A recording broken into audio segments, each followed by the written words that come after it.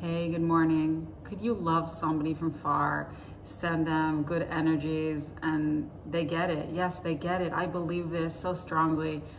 You can have really close friends and they could live on the other side of the world. They could still feel your love, your light. You don't have to talk to them every day. They're gonna get your love, and you can talk to them 3 times a year, once a week, once a day, 2 minutes a day.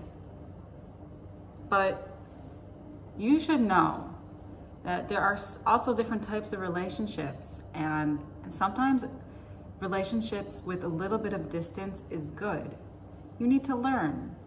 There's some people that are a little bit more toxic for you, but they're in your life, and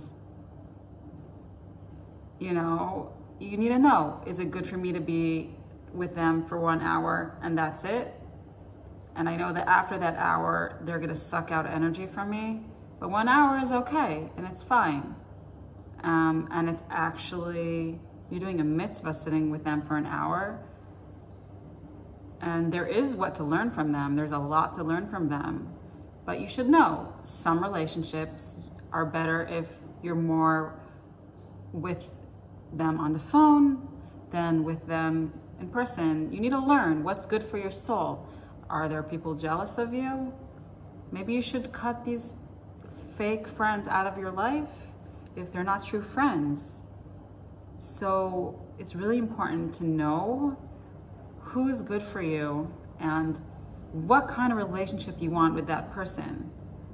For how long do you want to talk to them? How much do you want to spend your energy on certain people?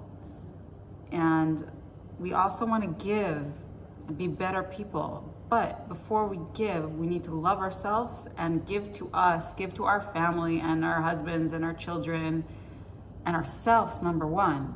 Because if we're gonna overgive, we're gonna feel resentful and maybe angry, and we're gonna feel like it's gonna suck out too much energy from us. So you need to learn when it's good to give, but know when you need to stop giving.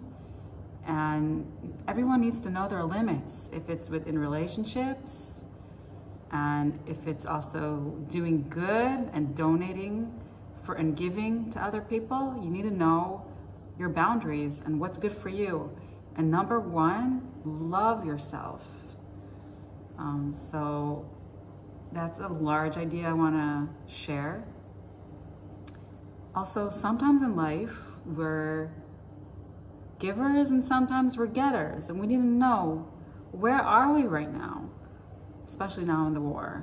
There are people that need to be more of the givers, and sometimes people need to accept help from other people.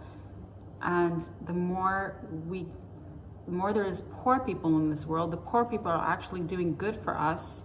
They're giving us the opportunity to do good for other people. So some people are poor in their body, like let's say their legs are broken and they're sick, so they're poor in their body physically. And some people are poor in their bread. They don't have a lot of money to buy bread. And some people are poor emotionally. They're under depression. And so these are 3 types of poor people. And we need to give these people what they need. It's like giving tzedakah to these people according to what type of poor they are. So this small idea I learned from Hadass Lowenstern, who her husband was murdered in Gaza.